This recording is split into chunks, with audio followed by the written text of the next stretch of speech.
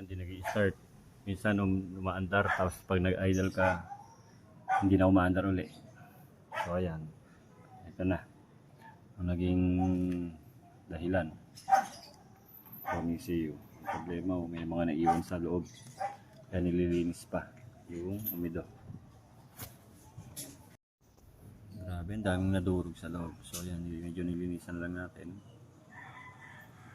Saan na ba yun? Ayan. Medyo ano pa. Para kumasya yung bagong socket na ilalagay natin. Yung bagong socket, papalitan natin yung lumang socket na ayan. Hirap. Papalit tayo ng socket. Palitan na natin yung socket kasi wala na to. Wala na to. Goodbye na yan. Ayan. Hinangin lang natin. Para sure. Hindi maglulus.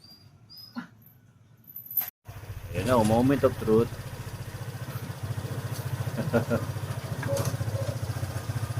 Test drive.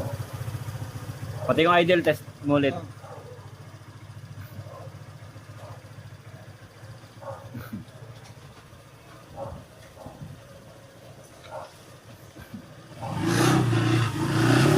Ngayon, ang naging issue noon, kapag tumatakbo siya, actually umaandar pa siya eh.